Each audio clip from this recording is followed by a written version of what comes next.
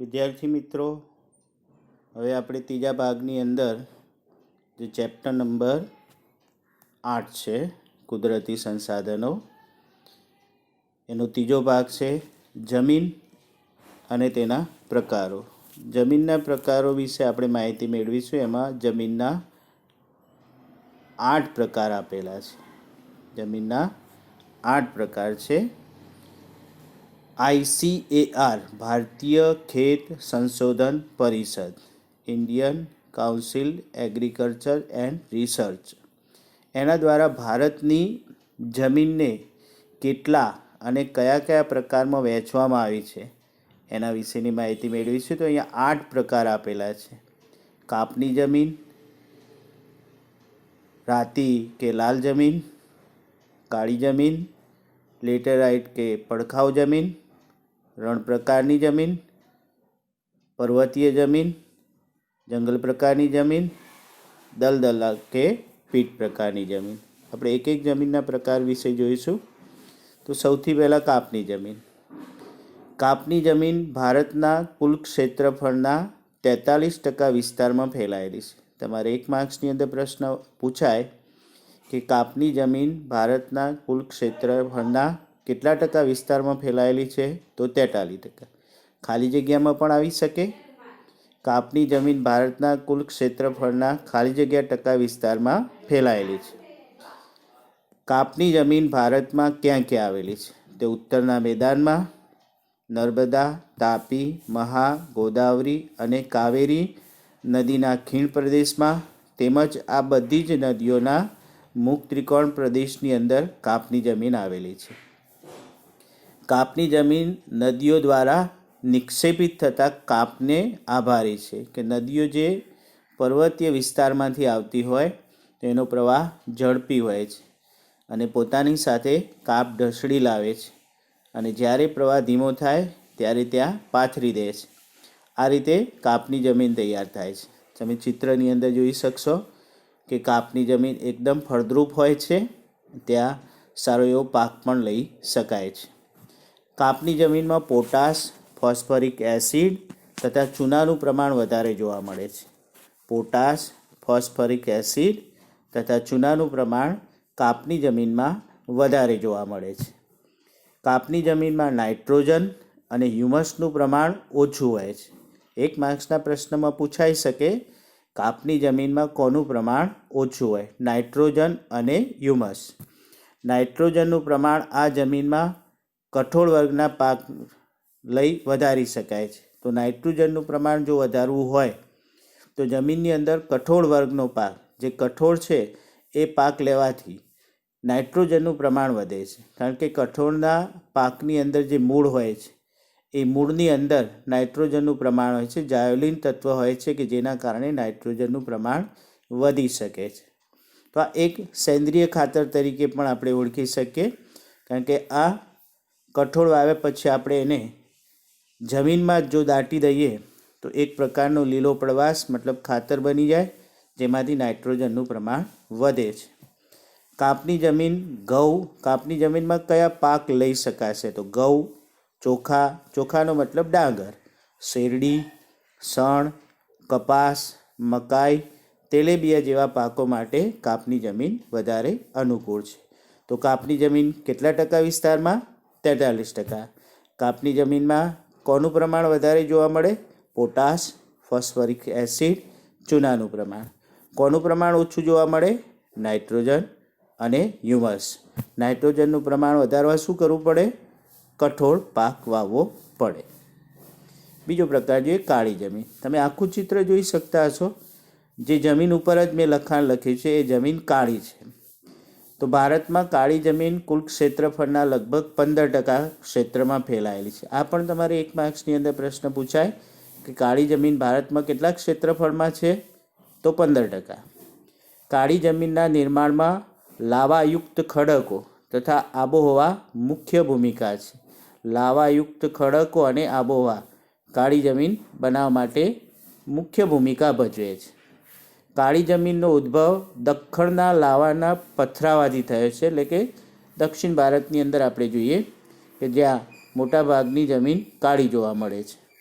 ભારતમાં કાળી જમીન મુખ્યત્વે મહારાષ્ટ્ર, પશ્ચિમ મધ્યપ્રદેશ, આંધ્રપ્રદેશ, કર્ણાટક તથા ગુજરાતની અંદર જોઈએ તો ભરૂચ, નર્મદા, સુરત, વડોદરા, તાપી અને ડાંગ જિલ્લામાં જોવા મળે છે. કાળી જમીનમાં લોહ તત્વ, ચૂનો, કેલ્શિયમ, પોટાશ, એલ્યુમિનિયમ અને મેગ્નેશિયમ કાર્બોનેટનું પ્રમાણ વધારે જોવા મળે છે. કાળી જમીનમાં કોનું પ્રમાણ વધારે જોવા મળે? તો લોહ તત્વ, ચૂનો, કેલ્શિયમ, પોટાશ, એલ્યુમિનિયમ અને મેગ્નેશિયમ કાર્બોનેટ. આ જમીન ફળદ્રુપ હોય છે તથા ભેજ સંગ્રહ કરવાની શક્તિ વધારે હોય છે. આ જમીનમાં જ્યારે ભેજ સુકાઈ જાય ત્યારે ફાટો પડી જાય છે, તિરાડ પડી જાય છે. તો આ જમીન ચીકણી પણ હોય છે. ચાલવાથી આપણે જોઈએ કે લપસી પડીએ જેને કહીએ તેવી ચિકાસવાળી હોય છે અને પાણીનો સંગ્રહ લાંબા સમય સુધી કરી શકાય છે. આ જમીનમાં પાણીનો સંગ્રહ થતો હોવાને કારણે કયા પાક લઈ શકાય? તો કપાસ, અળસી, સરસવ, મગફળી, તમાકુ, અડદ જેવા પાક માટે ઉપયોગી છે. આ જમીનને બીજા કયા નામથી ઓળખવામાં આવે? તો રેગુર તરીકે ઓળખવામાં આવે છે. કાળી જમીનને બીજા કયા નામથી? રેગુર તરીકે. તમારે 1 માર્ક્સની અંદર પ્રશ્ન પૂછાઈ શકે. આ જમીન કપાસના પાક માટે અનુકૂળ છે, કારણ કે કપાસને વધારે પડતા પાણીની જરૂર પડે છે, જ્યારે આ જમીન પાણીનો સંગ્રહ કરે છે.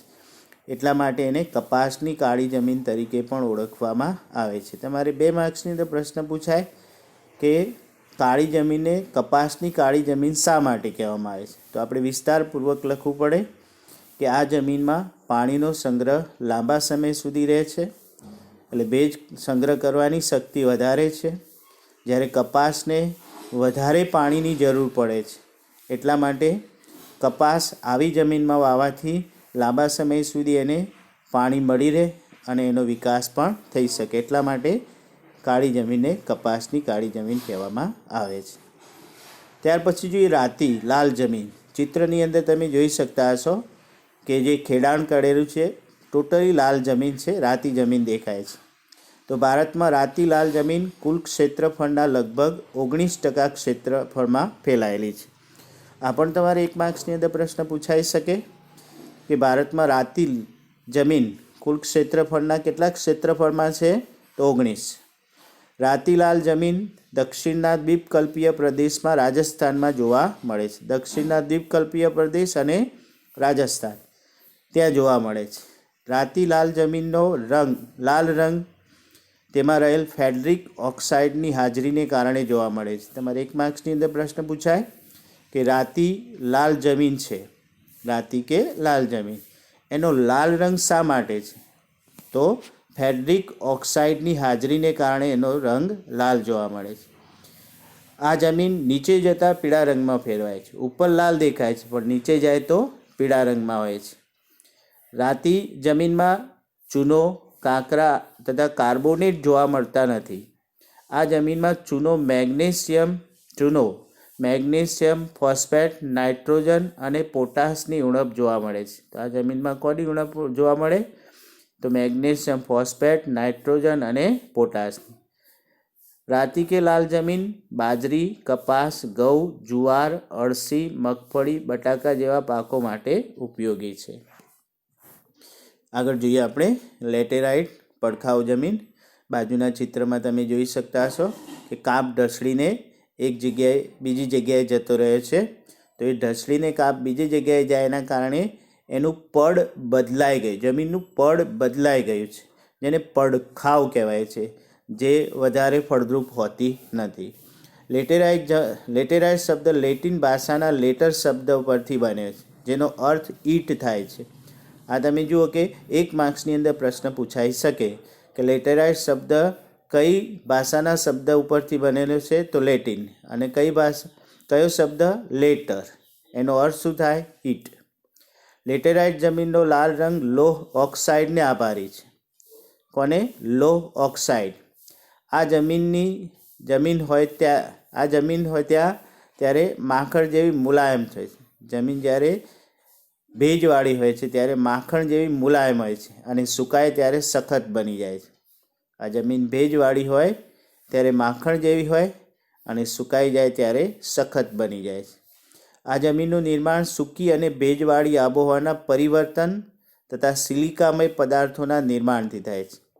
સિલિકા એક પ્રકારની પીળી રેતી છે કે જેમાંથી આપણે કાચ બનાવી શકીએ છીએ.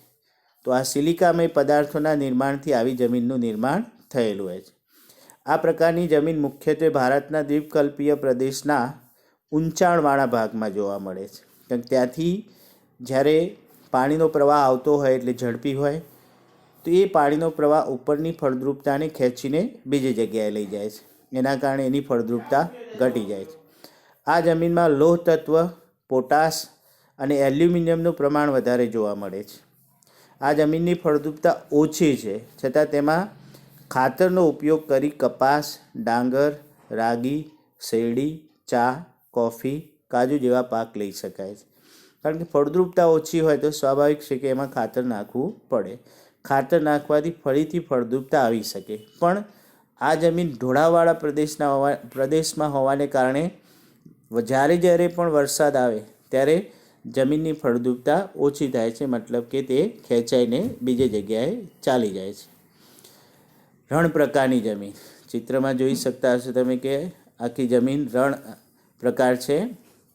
તો રણ પ્રકારની જમીન શુષ્ક અને અર્ધ શુષ્ક આબોવાળા પ્રદેશમાં જોવા મળે કે જ્યાં વરસાદ ઓછો પડતો હોય અને બિલકુલ પડતો ના હોય.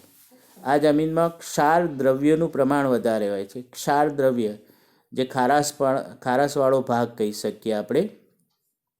આ જમીન સામાન્યતઃ રેતાળ અને ઓછી ફળદ્રુપતાવાળી હોય છે. રેતાળ હોય છે અને ઓછી ફળદ્રુપ હોય છે. ભારતમાં રણ પ્રકારની જમીન રાજસ્થાન, હરિયાણા, દક્ષિણ પંજાબ તથા ગુજરાતમાં કચ્છ અને સૌરાષ્ટ્રના કેટલાક વિસ્તારમાં જોવા મળે છે. હાલમાં આ જમીન કેટલાક સ્થળે સિંચાઈની સુવિધા વધારવાથી બાજરી તથા જુવાર જેવા પાક લઈ શકાય છે. તો રણ પ્રકારની જમીનને આગળ વધતી અટકાવવા માટે આપણે વૃક્ષોનું વાવેતર કરવું જોઈએ. તો આવી રણ પ્રકારની જમીન હવે તમે જુઓ કે ઘણી જગ્યાએ સૌરાષ્ટ્રની અંદર આપણે જોઈએ રણ પ્રકારની જમીન છે કે જ્યાં પાક લઈ શકાય એવું નથી, છતાં પણ પંજાબમાંથી જે સતલુજ નદીનું પાણી છે એ નહેર દ્વારા ત્યાં લાવી અને આજે ત્યાં ખેતી પણ કરવામાં આવે છે. પર્વતીય જમીન હિમાલયની ખીણો અને ઢોળાવના ક્ષેત્રો જે 2700 અને 3000 મીટરની ઊંચાઈથી સુધીની ઊંચાઈ પર પર્વતીય જમીન જોવા મળે છે. તો પર્વતીય જમીન કેટલી ઊંચાઈએ? 2700થી 3000 મીટરની ઊંચાઈએ જોવા મળે છે. પર્વતીય જમીનનું સ્તર પાતળું હોય છે અને અપરિપક્વ હોય છે. પરિપક્વ થયેલી હોતી નથી આ જમીન. ભારતમાં પર્વતીય જમીન અસમ, પશ્ચિમ બંગાળ, દાર્જિલિંગ, ઉત્તરાખંડ, હિમાચલ પ્રદેશ અને કાશ્મીરમાં જોવા મળે છે. જે આપણે જોઈ શકીએ આ જમીન છે. હિમાલયમાં દેવદાર, ચીડ અને પાઈના વૃક્ષોના વિસ્તારમાં આ પ્રકારની જમીન છે કે જ્યાં આ બધા વૃક્ષો થાય છે. હિમાલયની અંદર દેવદાર વૃક્ષ, ચીડ અને પાઈન જે વૃક્ષ બને છે, જે વૃક્ષ ત્યાં થતા જોવા મળે છે. આ બધા વિસ્તારોની અંદર પર્વતીય જમીન જોવા મળે છે. જંગલ પ્રકારની જમીન તો અહીંયા જંગલ પ્રકારની જમીન 3000થી 3100 મીટરની ઊંચાઈએ આવેલા શંકુદ્રુમ જંગલો, સહ્યાદ્રી પર્વત, પૂર્વઘાટ અને હિમાલયના તરાઈ ક્ષેત્રમાં જોવા મળે છે. આ જમીન તેની પર આવેલા જંગલોને લીધે ખરેલા પાંદડાથી ઢંકાયેલી હોય છે અને આ પાંદડા સડવાથી તેમાં સેન્દ્રિય પદાર્થો વધુ જોવા મળે છે, જે આપણે અહીંયા તમે ચિત્રમાં જોઈ શકતા હશો. જંગલ પ્રકારની જમીન. આ જમીનનો રંગ સેન્દ્રિય પદાર્થની હાજરીને લીધે ઉપરથી કાળો હોય છે અને તળ તરફ એટલે કે નીચે જતાં એ ભૂરા કે લાલ રંગનો ફેરવાઈ જાય છે. આ જમીન મર્યાદિત વિસ્તારમાં આવેલી છે. તેમાં ચા, કોફી, તેજાના ઉપરાંત ઘઉં, જવ, ડાંગર જેવા પાકો પણ એની અંદર લેવામાં આવે છે. ખાસ યાદ રાખજો જમીનની ઊંચાઈ કેટલી? તો 3000થી 3100 મીટર. અને પર્વતીય પ્રકારની જમીનમાં 2700થી 3000 મીટરની ઊંચાઈ. દલદલ પ્રકારની જમીન, જેને પીટ પ્રકારની પણ કહેવામાં આવે છે.